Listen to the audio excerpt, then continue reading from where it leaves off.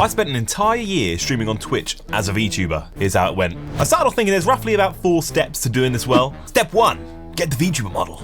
Ooh, here I am. Step 2, reach an audience. Step 3, start streaming. And step 4, sit back, relax, eat snacks, and watch them green stacks. I don't know. Of course, there's a lot more to this, so before I get into the numbers and the analytics and how much I earned, let's see what I did. So step 1, obviously I needed to commission a VTuber model. Now I've already made another video about this, so there'll be a link in the description if you want to see how to commission one. But basically I wanted a cute, friendly marshmallow like polar bear who gives joy, life advice and wisdom, much like Jake from Adventure Time. But at the same time, I also wanted to be able to channel my more chaotic side, go mad with power, rage in competitive games, and show the darker traits of my character. Much like Jake from Adventure Time. So I ended up like this. Hi.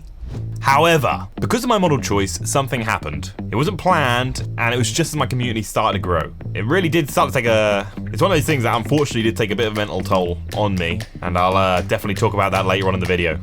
It's not good. Anyway, the next step was to reach an audience. Now we all know discoverability on Twitch doesn't exist. So how are you supposed to grow? That's what I needed.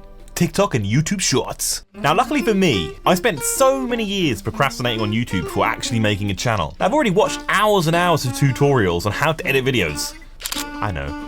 Now the general idea about making content and getting an audience, making sure that it provides value of some kind, whether it's entertainment, educational, or informational. There's probably more. There's almost definitely more. But at the same time, you also have to compete against every other person making the same sort of video. And that's the only way you can stick out. For me, I did different sound effects, cuts and zooms. I've done my best to make sure that every zoom or cut wasn't jarring to the eyes. And I even made the popping subtitles. You know, there's the pop. It's popping. But editing the video wasn't the hard part. It was just the long part. The hardest thing I had to do was actually come up with the ideas for the videos in the first place. So what do you do? Well, honestly, to begin with, I honestly just goofed around. I was just goofing. I was able to record some stuff while I was doing it, and believe it or not, it actually done well on TikTok. Somehow. But that didn't last. And I was running out of ideas for shorts content. So over time I decided I have to make myself a list. I have to write lots of different video ideas. And believe it or not, I actually stored them all in a book in my Minecraft house. That's right, there's a Minecraft book that actually exists with all my YouTube ideas. Please don't go and find them. Ha! So, with these ideas, I finally started making videos, and I slowly started to grow. But I found myself in the same boat as most people. See, I have a full-time job, and I need to earn a living, so unfortunately, I have no time. I have no time to actually make any videos during the day. It sucks! And unfortunately, I'm not at a point where I can make creating content a priority. One day, I hope this changes. But for now, if you actually do want to help me out, I'd really like a like and a subscribe on my video. Even though that sentence doesn't make much sense. Please. There you go. Shout out to all my current subscribers. You guys are awesome. Now, like I said, I have minimal free time to make content. But the fact that I can make a YouTube short or a TikTok video within an hour to 3 hours meant it was actually feasible to actually have some sort of reach and slowly grow an audience. So far, I made about 58 TikTok videos, which sounds like a lot. But that's just about making one a week for over a year. I can't do math. So our current stats are, at least from the time of me recording this, I have 1,480 YouTube subscribers. Not bad, all within a year. 1,031 Twitch followers and 8,177 TikTok followers. So my TikTok grew a lot faster than all the other platforms. And it'll be interesting for all those people who are watching this video a little bit later on in the year to see how my numbers have changed since when I released this video to the time that they're actually watching and seeing how I'm progressing. This is where one of the videos turns out to go viral. It could be this one. Can you imagine? Now those numbers, they might look like a lot to you, or they might look like they're rubbish. But there was one thing that I haven't been doing all this time through all of my videos. Something that if I would have done, I would have grown in a major way. And would have got so many more followers and YouTube subscribers. This would have made my reach so much greater. And this thing was to start a niche. That's right, I know. And yes, VTubing is technically a niche, but my reach became much more limited. As the algorithm was trying to find what type of audience would like my videos, I've been sending it mixed signals. If a person liked my Minecraft video, and the algorithm tries to send some other content to them that's not Minecraft related, the algorithm might just be like, oh, this video sucks. Let's not recommend this to anyone else.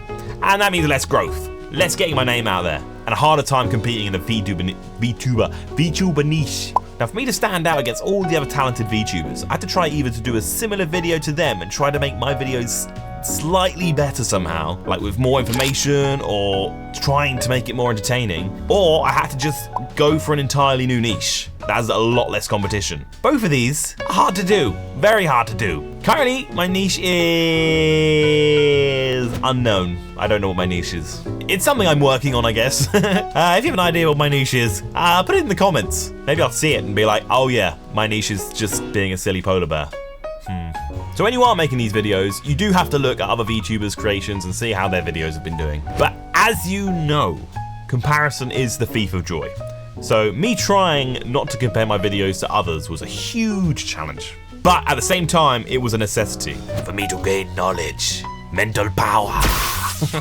I was going to try and learn as much as possible, especially since I'm still a smaller creator with just over 1,000 subscribers, and that way I can improve over time. So now that these previous steps were out the way with, I finally got my VTube model, I knew how to edit, I got some sort of videos made. The next thing I needed to do was make a commitment to streaming. Now I made sure on a regular basis that I was able to do my streams every week on the same day at the same time. Admittedly, it wasn't the best choice of days, being Wednesday at 4 PM UK time. You know, that's a time when most people are either at work, school, or college. So viewership, there was none. Well, that's not true. There was a little, but it was a lot less than what it could be. So viewership wasn't as much as it could have been. Let's put it that way. But unfortunately for me, Wednesdays are the only days that I could actually do and reliably be there. So I had no choice really. It was Wednesdays. Despite this being a big limitation, I was able to actually still grow a following on Twitch. The fact that I was reliably there every week meant that my followers would be there every week as well. And because of that, over time, I actually managed to develop myself a nice little community that I'm really happy about. Of course, however, with the goods come the bads. And oh boy, there's some bads. I'll start with the least bad thing and then move on to the worst thing after. So as I was mentioning earlier, my model choice has had an impact on the type of content that I'm creating, which has affected me a bit mentally. So I wanted my character to be wholesome when good and chaotic when mad. And unfortunately, some members of my community don't seem to like me to be anything other than what their image of me was. For example, if I was playing Deadlock or Apex Legends, I like to get competitive. It's fun. I get to bring out the rage cannon, that is the wild polar bear. Like I have red eyes and sharp teeth and a facial scar. I mean, I may be a big marshmallow, but I'm still a bear. And while I've never acted crazy on stream, I would like the ability to do so. And even still, I would get people in chat trying to correct my behavior. Like I was being told off for doing the streams how I'd like to do them. I get messages during these games like, forget about winning or losing just because they don't like the competitiveness. And don't be toxic, please. I'm not toxic, you're toxic. Like, I understand people not want to see streams that are a bit more stressful, but for me, I put a lot of work into my streams. And I've also spent a lot of money making my channel a reality, making it how I want it to be. I want to be able to create the content that I want to create, to play the games I want to play, and to behave how I want to behave. It's a liberating outlet for me. But when you're a smaller creator, that one voice can make up 20% of your entire audience. Their words have so much more weight, especially if they're a regular viewer or a subscriber. I've since felt less incentivized to play some of the games that I really enjoy because I don't want to have to deal with being confronted by those individuals that are trying to manipulate my behavior one way or another. And that's unfortunately the shameful truth of it. I guess I'm gonna have to toughen up, but it's really hard when you're made of marshmallow. Despite that being a hard thing I have to deal with, there's something that I've had to go through that I wouldn't want any of you to go through, at all. The worst thing actually came from a good gesture, from a viewer. Now, someone on my stream actually offered to help me set up a Discord server, since I had actually no idea what I was doing. A random act of goodwill. To which I was like, yes, please, someone help me. Now, this person gained my trust and set up the Discord server, but I later found out that he'd been setting up secret channels on my server and writing absolutely vile things in the chat channels that I don't dare repeat. And I honestly have never felt my blood boil. I'm talking a mix of genuine rage, disgust, and an overwhelming responsibility for everyone in that Discord. I banned him from everything. I reported that creep and I forwarded every single text message he wrote in the chat to the Discord team.